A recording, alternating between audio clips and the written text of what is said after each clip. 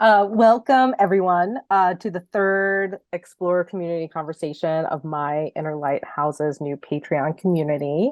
Many thanks to everyone who is a part of what we're doing there. We have a couple of our current Explorer members with us today, Kim and Kathleen. But we welcome everyone. Uh, and along with Sally. Hi, Sally. Hi. Other MILT members are Jackie Huck and myself, Suzanne Lentz. And Sally is going to begin our session today with a guided meditation and I think a few notes. Yes, a few notes. Unfortunately, Judy couldn't attend today with us live, but that's okay because this recording is a transmission, so it really doesn't make any difference if you're here live or not. Judy, when I was in meditation before this and I talked to Jesus about it, he suggested that you listen to the recording and send me a question based on the recording, and we're happy to fill you in. We were also going to be joined today live with Jen Weigel. Jen's puppy dog is in the emergency room. So we're going to pray for Luna. She's pretty frazzled, as we are when our dogs are ill. It's like our right arm is going away. It's pretty tough. So we're going to pray for that. So before we jump into centering and grounding, and then I'll do my reading with Jesus that was made ahead of time that helped to kind of outline the scope of what we're going to talk about today. He wanted to do a little fun thing together. So Kim, since you're both explorers, sorry. So Kim and Kathleen, who wants to be part of this experiment? Kathleen or Kim? Who wants to be in this experiment with Jesus?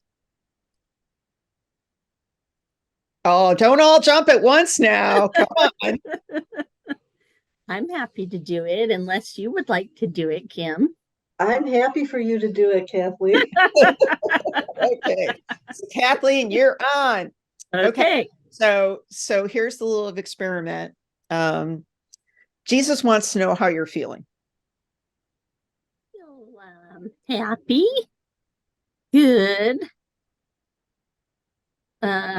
Weather's been a little too hot, but enjoying the summer. Okay. And need more time, as always. Okay. So for the next minute, he wants you to continue answering that question, how you're feeling. Just keep going. We'll time you. Oh, keep going. Okay. What else? I have been having lots of fun with Zach. He's been doing lots of really silly cat things. He is a very funny cat, and I always, whenever I laugh and smile at the things he does, it reminds me of my other kitty, Compton, who died.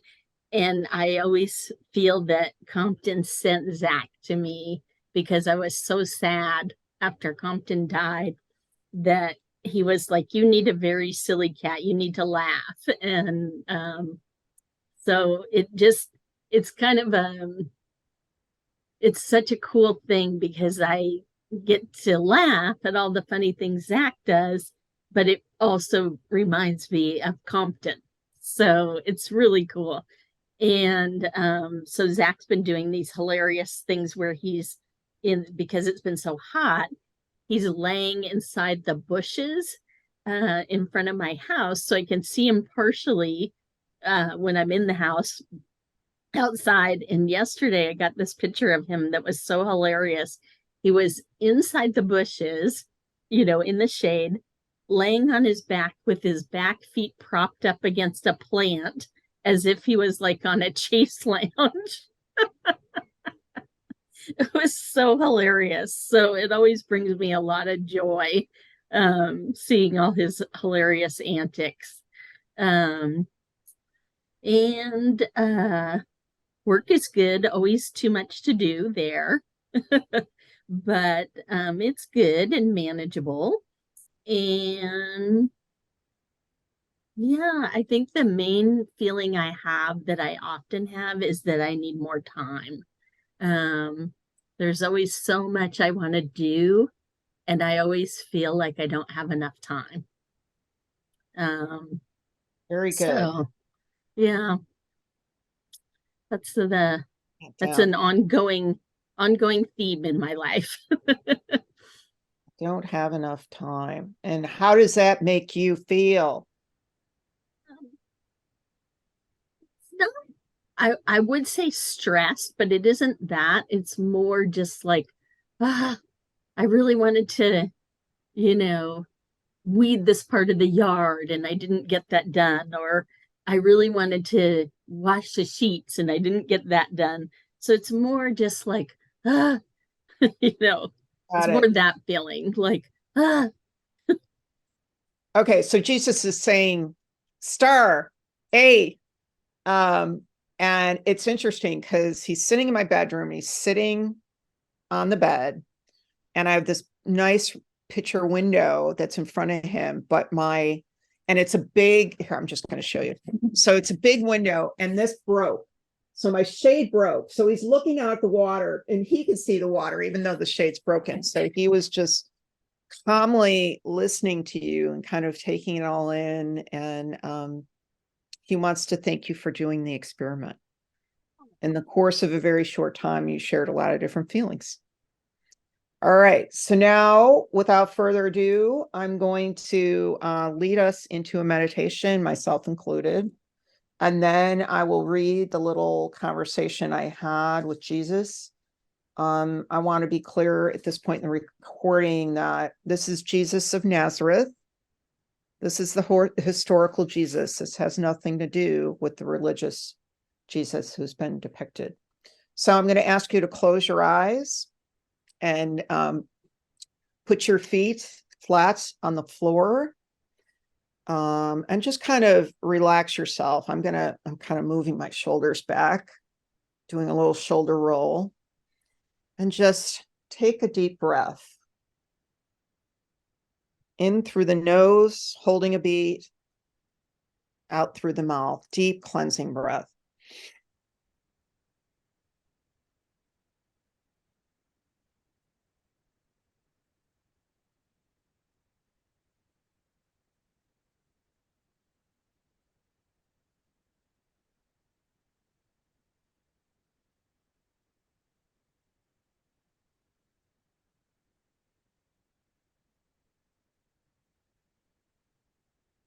Good.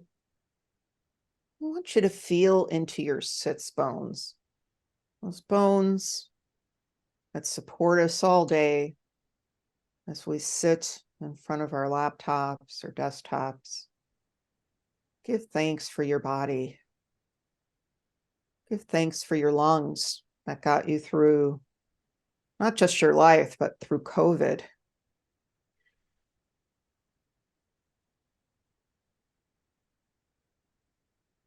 Good.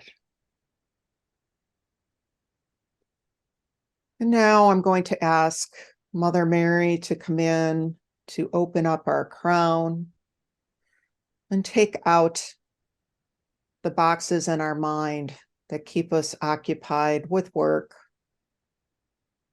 with bills, with relationships, just clearing the mind.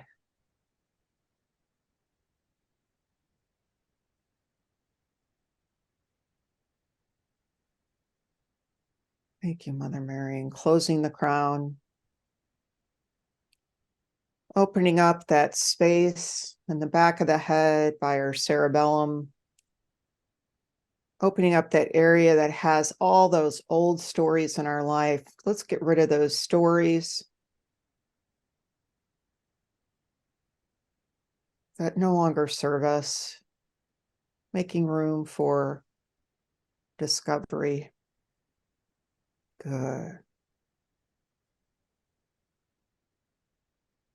Closing the lids on our intuitive third eye, letting it know that you're safe, that it can relax and calm.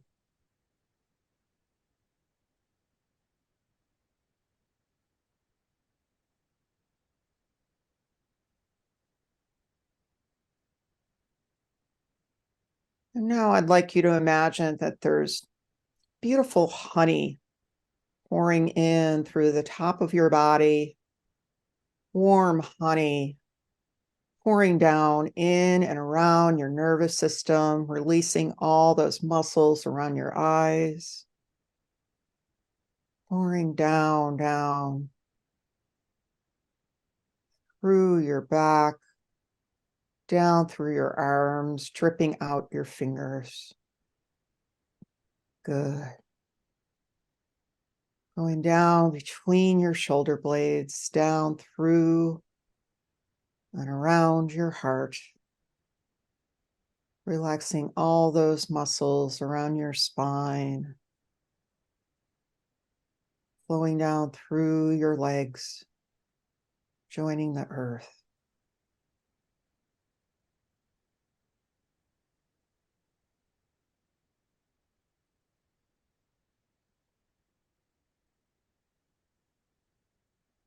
And as your nervous system settles down, tuning in to your heart space.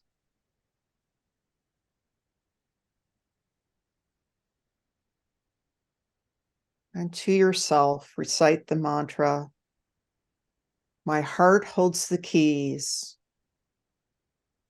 to my desires, my truth, and my connection.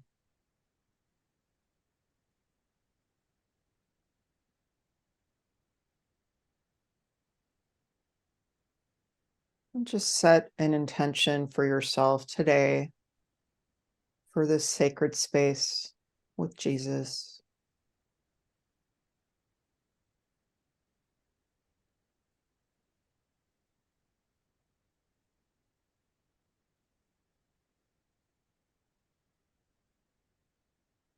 And for this recording, I'd like you to keep your eyes closed. I'll let you know when to open them.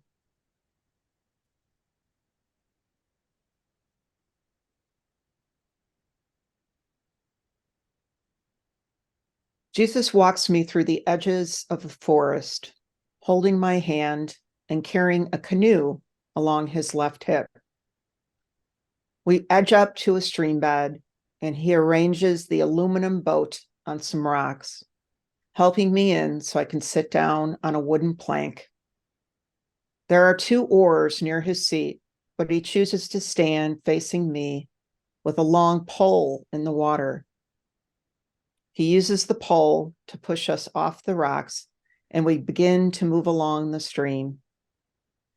Just as I realize how stunning the sunlight streams through the pines, our scene delineates between our experience on the water and what I see across the edge of the bank. I'm facing forward in the canoe, and Jesus faces me, guiding the pole in a smooth backwards motion. Mike and I saw men punting in the Thames River in Oxford. Punting makes this look easy, but actually there is great effort involved. I begin to see my childhood home across the bank. A split-level white and red brick colonial-style home with Dutch windows. As I stare at the front door, my mind drifts back when suddenly the canoe floor is grounded by a rock. Ice-cold water jumps into the canoe, splashing my legs and feet. I gasp. In fact, the entire creek is frozen. Jesus looks down at me with the pole out of the water. Jesus looks at the home. Your early years were quite a challenge. What did you feel when you looked at your front door? Sally, my gaze returning to the front. Anger, confusion, powerlessness, a sense of shame. Yeah, it all comes back like a tangle of emotions chasing one another. Not sure I could separate them. Jesus, yes. Tell me how it feels in your body. I close my inner eyes. I immediately notice how braced I feel throughout my shoulders and back. one solid muscle mass. I feel tightness in the front of my chest, like my ribs are clenching my organs, protecting them. They are on guard. Jesus, yes, that's right. Your body was wise to protect you. How confusing it was for you to not to be able to stop your uncle from his manipulations. You were forced to trust. This was when it started. The angel speaking to you. It was important for you to tell your mother the angels talked to you. This wasn't evident to you at the time, however. Sally, look at me. I know you felt abandoned, but you were not. In fact, a whole host of beings came in to ensure your preservation and success for the next several years. We never left you, not once. Jesus lifts the pole high, and at its base was a type of spade, an icebreaker. With one thrust, he forces the instrument into the ice, breaking it, creating a spider web of cracks throughout the surface. I hear underwater's rush, forcing the surface to break and separate. Pieces begin to float downstream beside me. I notice a small metal dent on the bottom of the canoe. Jesus begins punting, looking intently into my eyes as he follows the street to my Catholic grammar school. Jesus, when people become trapped in circumstances beyond their control, there is a response that begins in the body. This force may travel through or within the body, and as this occurs, different feelings arise. As children, we are not equipped to handle difficult events without the guidance of someone older, wiser. What happened to you happened to many others. Jesus pauses, looking at the scene. I entrain to his movements. There are pleasant events that help usher in the goodness in life. He slowly stops in front of the city block of Holy Redeemer Church, the south side of Chicago, the rectory, and the school. Next to the school gym is a large acrylic statue of the Mother Mary, standing about 5 feet high. The canoe rears up next to it. I begin to soften. Jesus, do you remember offering flowers in May to this Mary? We used to love to watch your face transform when you looked up at her, so full of love, hope. Sally, I remember. I didn't have much time before classes. There were glass faces set all around her, and I would put in lilacs. I broke off branches from neighborhood bushes on the way there. No lilacs were as sweet as the lilacs back in Evergreen Park. I loved the sea blue color of her shawl. Jesus, yes. That's the color of the blanket Sarah gave you. It's faded now. Did you believe Mary was there with you? Sally, no. I thought she was the perfect mother. She was there for Jesus. She was kind and beautiful, gentle. This was my favorite spot on the entire block. Jesus, how do you feel now? Sally, I feel softness. My shoulders are relaxing. Hope, I suppose. I wanted her. I wanted her to be my mother. Jesus, she is your mother. She's everyone's mother. I want you to close your eyes. Be with your body. Imagine that you're placing both of your hands on your rib cage. Good. I want you to tell your ribs, I am here with you. I love you. Thank you. Just stay there a moment.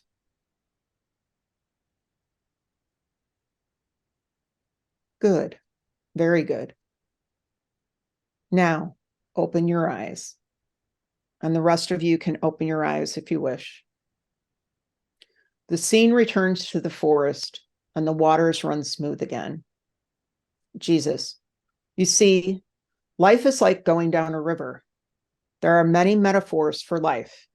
A walk up a mountain, a labyrinth, a pilgrimage. For the experience of our emotions, the river serves us best. When you need to be in a lake to be on that ride, or if you're riding the rapids or stuck on the edges, what matters is to honor where you are. Feeling is about being present to what is happening in and around you. We are in our circumstances for a reason. Life is living through you. You have a choice to participate or not. Do not waste this opportunity. This is why you came to life, to feel. Allow it in.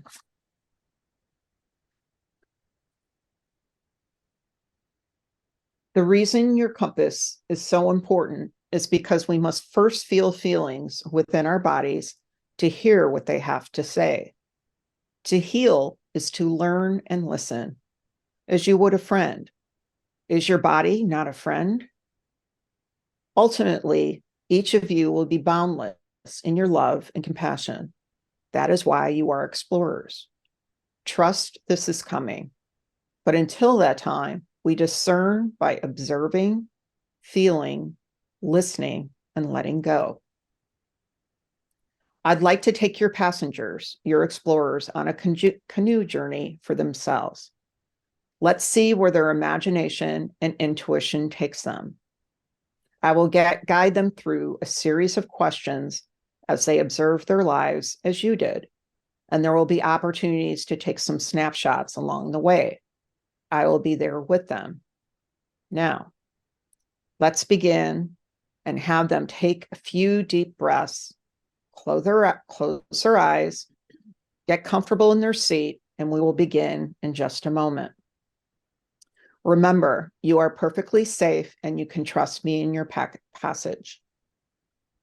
And if any point something on this journey startles you or you feel like you can't be present, that's fine. Just come back to my voice and Jesus will stay with you where you're at, and we'll continue on with the canoe journey.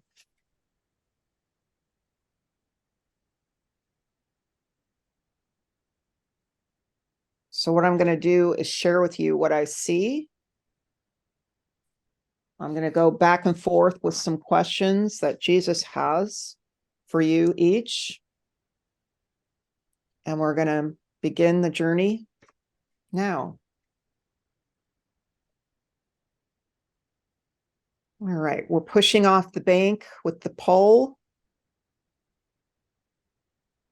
And Jesus wants you to know that the river runs rapidly now. The waters are cool, but we're perfectly safe.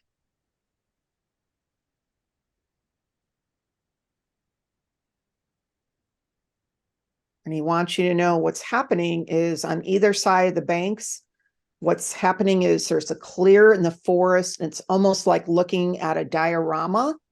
And he's going to let you know when to look out at the bank, but you're perfectly safe where you are. I see a little bit of water coming into the canoe from the rapids around us. And he says, if you look to your left, you'll come upon a clearing. And what you're seeing is a scene from a time that in your past that you were very angry.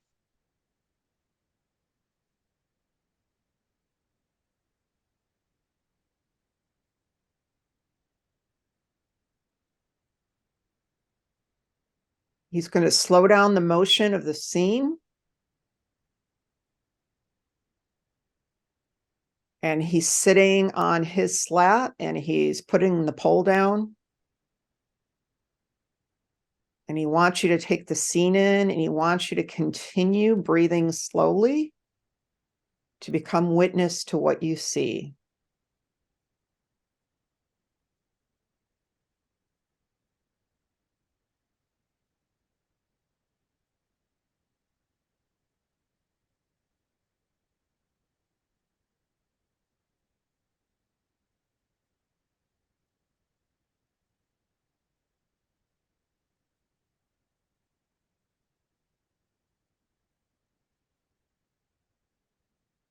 Good. He's walking out of the canoe. He's walking next to the scene. And now he's turning around and facing you. And he's going to ask you a few questions and you're going to respond to him in your heart. Tell me what you see.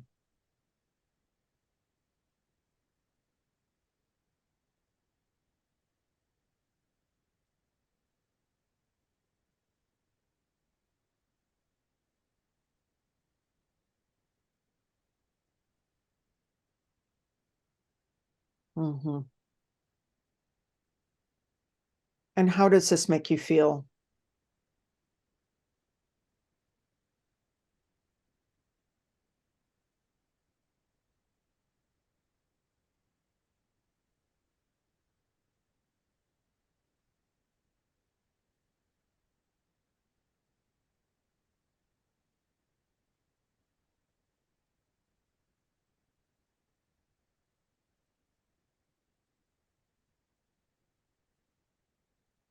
I think you're feeling something else. Tell me about the other feelings.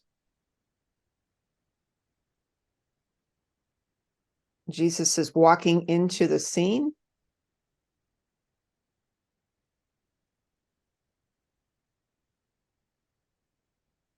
And he's highlighting someone who angered you. He's behind them.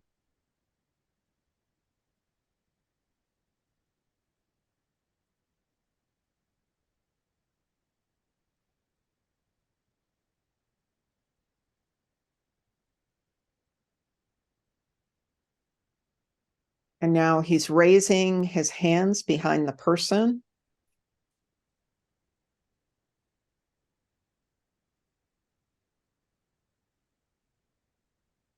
And this person is now actually expressing how they really feel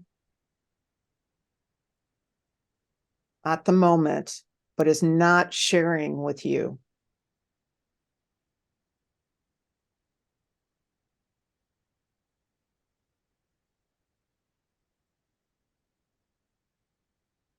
Wow.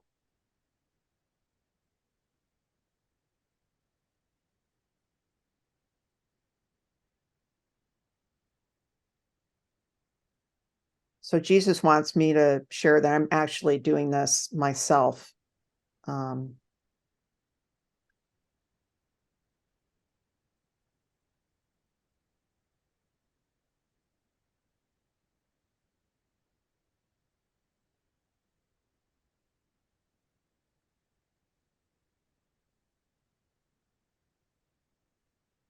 Now he's backing away.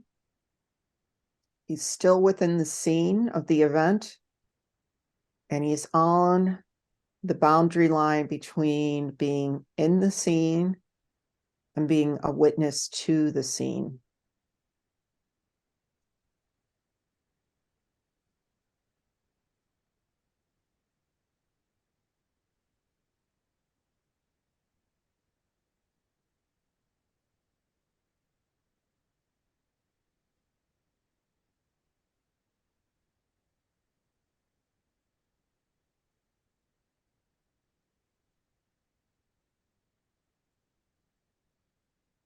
Jesus is saying, now,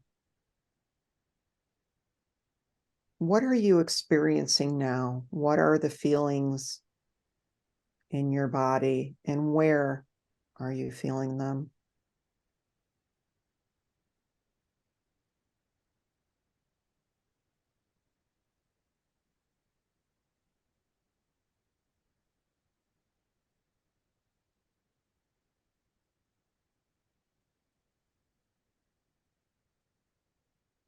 Have you felt these feelings before?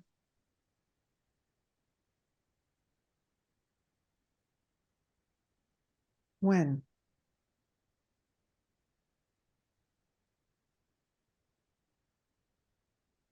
When feelings are familiar, that is a clue, a tool. And now he's backing out of the scene and to the witness side. And he's praying. He's putting his hands out and he's praying.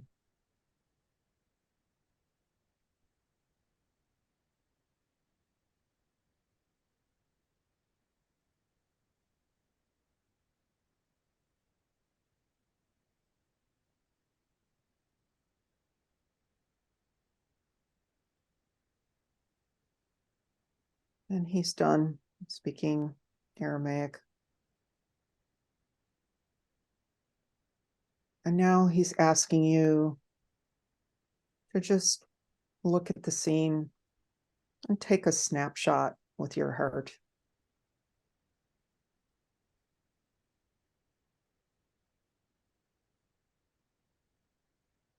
And now he's walking to the canoe and he's splashing the cold water in our faces. Wow. Wasn't expecting that. Okay. All right, Jesus. He's giggling and he's getting back in the canoe.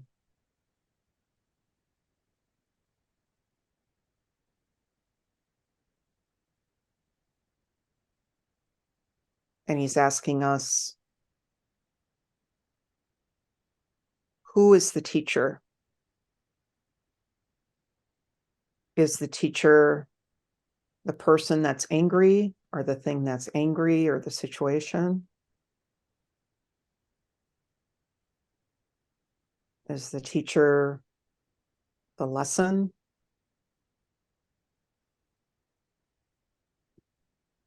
Is the teacher your body? Who is the teacher? And he begins bunting. As we go down the stream, waters are a little bit calmer, and we're going around a river bend. And he's taking the time to say, you know, I'm just so proud of you. Living a life on this earth is not an easy course. It's not. I remember, wasn't that long ago for me. But such is the river of life. And he says, in a moment, you're going to look right. And it's going to be hard to see through the branches. So he's pushing the canoe over a little bit to stop the canoe. And now we're grounded on some smaller rocks and silt and pebbles. And he says, look through those branches. You will see a sad time in your life.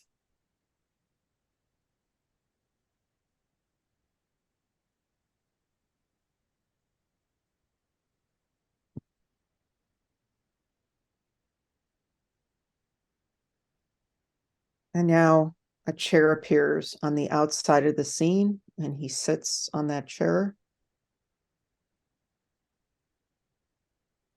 and takes the chair on the inside of the scene, on the edges, and sits on the chair.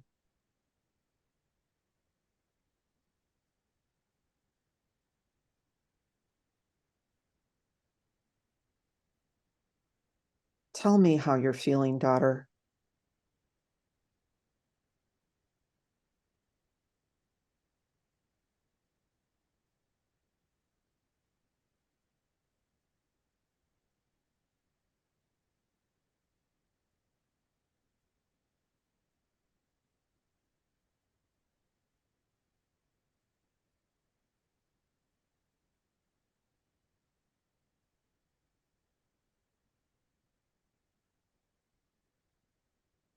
Tell me what else is on your heart.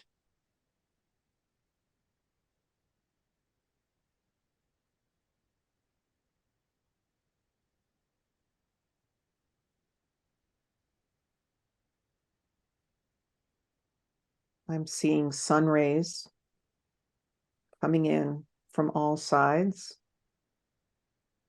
And Jesus is saying that this is grace. Grace is represented in the sun rays all around you.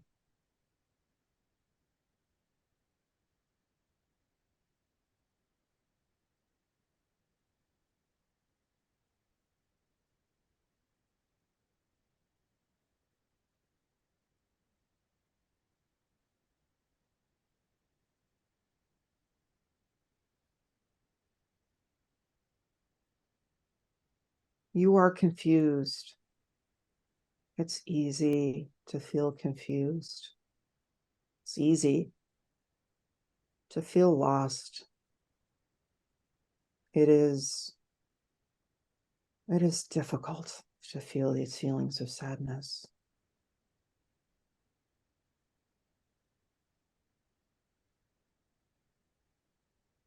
Tell me,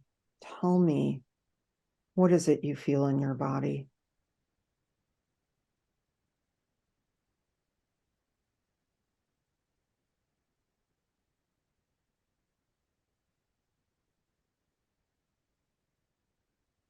And then Jesus slowly puts his hands below your thighs, puts his hands around your shoulders, and he lifts you up and puts you on his lap, rocking in a rocker, back and forth, back and forth.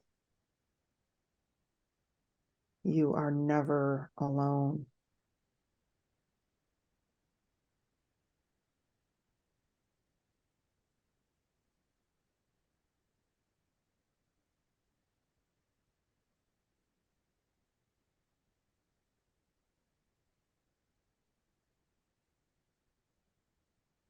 And you fall asleep. Your tears on your face drying.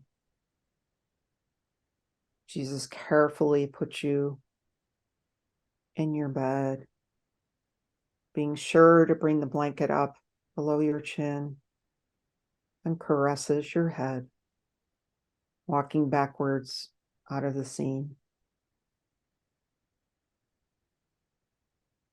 The sun rays continue, and you are wrapped in goodness, safety, softness.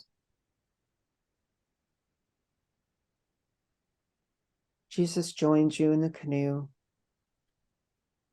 and he looks back at the scene and then looks at you warmly. Take a snapshot.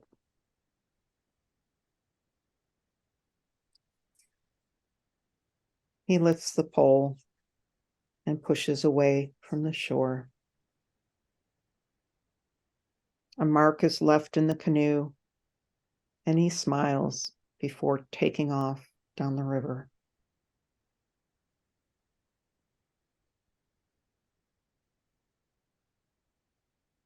He asks, "How are you feeling?"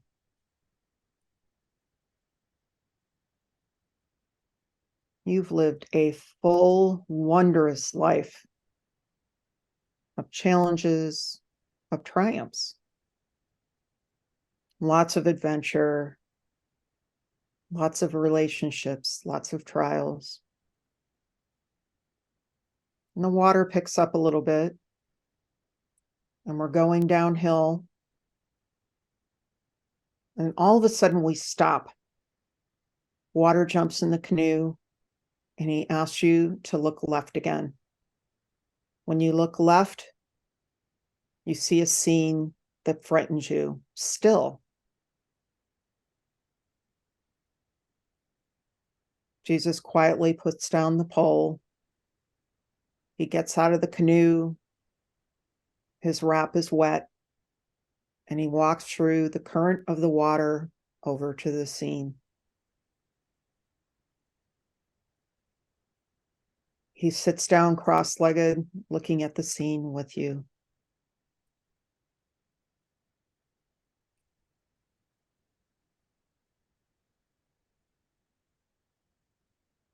This is frightening. What's going on here? Jesus nods his head back and forth. And now he rises and walks into the scene.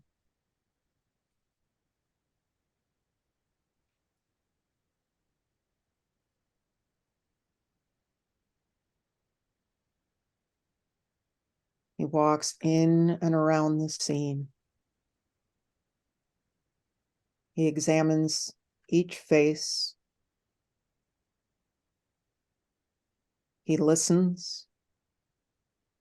and he tries to comprehend. And for a brief moment, he looks back at you and stops, taking in your face and returning to the scene.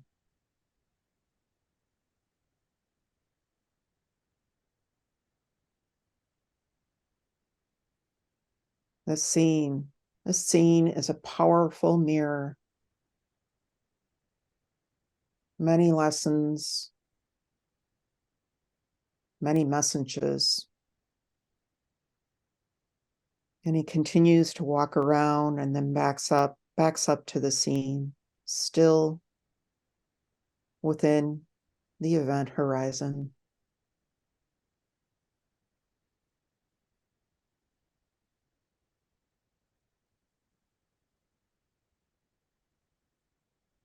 You check in with your heart. It's hard to believe this happened to me. Still, it's confusing. It's unfair. It still has the power. There's still a mirror.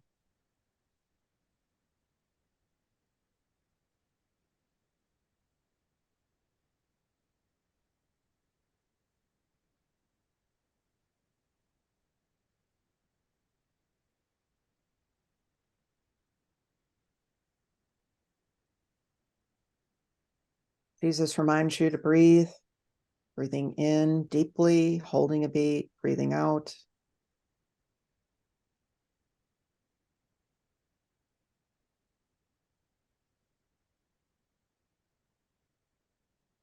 Even when we witness, it's powerful.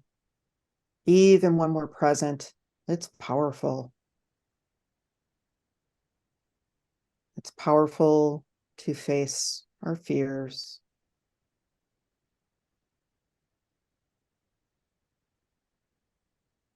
And to understand somehow there is a teacher.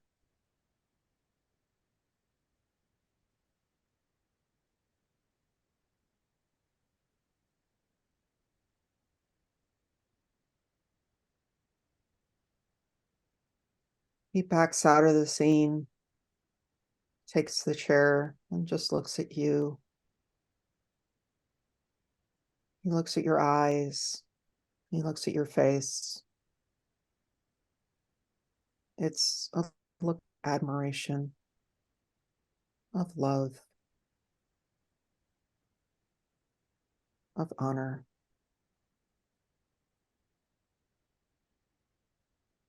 And as you take a snapshot, he slowly walks on the land into the water and back into the canoe.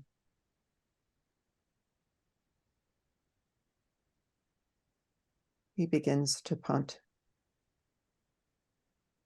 You look down and you look at your oars. You begin to feel your thighs. You put the oars across the wooden slat on your lap. And you look down. You look a little dejected, and Jesus stops, planting the pole into the water, and sits in front of you. And he says, "Dear one, you have never been alone. You never are alone. It may feel that way, but you are a child of God, and you are always next to me. I am here. You simply need to open and be present. We are always here to help. We are always here with you. You are beloved." And you begin to look up. He hoists the pole and begins to bunt again. Going down the stream, the water is smoother, and you come into a wider part of the river. And on your right, you look, and there is a scene of joy, and a smile opens on your face, and Jesus kind of chuckles under his breath, and you take in that scene. And you walk out of the canoe and you walk in front of the scene. And Jesus comes over to hold your hand as you look upon this beautiful scene of joy.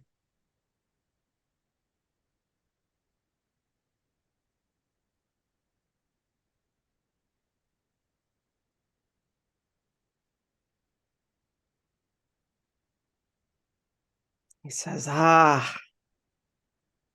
does it feel to enjoy? We love seeing you see this. It makes our hearts light. And slowly your eyes drink in the scene, looking from face to face, smelling, taking it all in. Come, sit. You sit down with Jesus and you relive these moments together.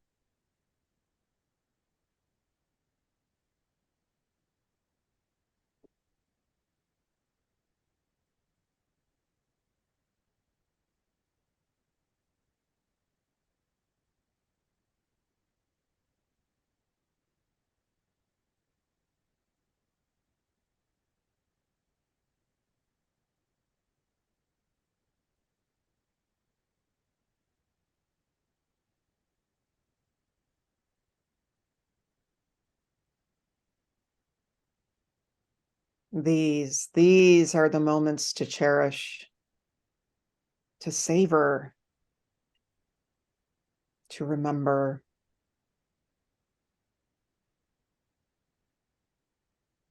And as you breathe in, you take this scene into your heart and throughout your body and your cells wake up, undoing all that negativity of what you took in on this memory lane of a river.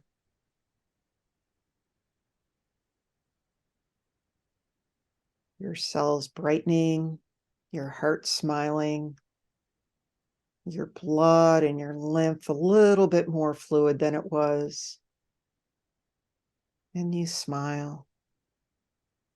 Jesus chuckles, saying to you, even the river of life must move.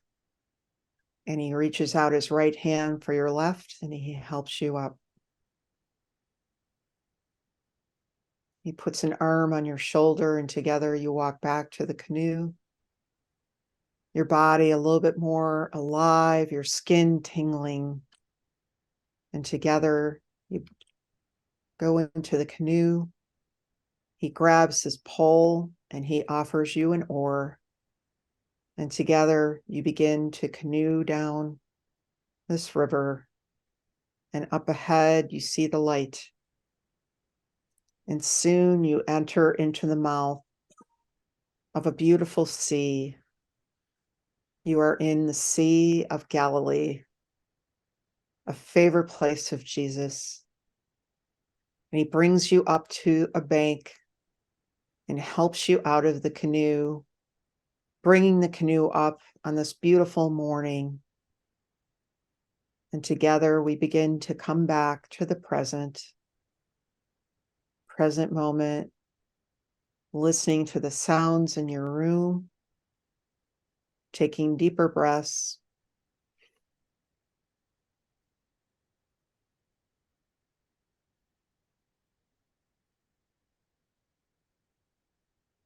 Coming back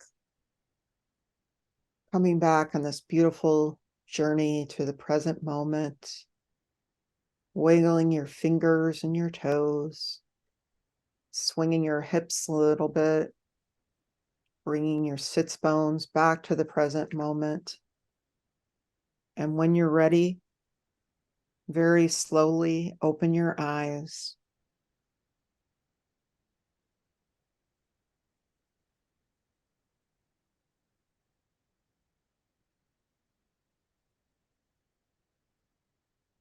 We give thanks for that beautiful journey with Jesus, for our lives, the river of our lives. never being alone, always having community, friends, our health, our bodies. We give thanks for the one with all. We ask for prayers for Jen and for her dog, Luna, so that Luna returns to health and returns to Jen in a greater state of health, wellness, and well-being. And in your name, we give thanks in our hearts, saying, Amen.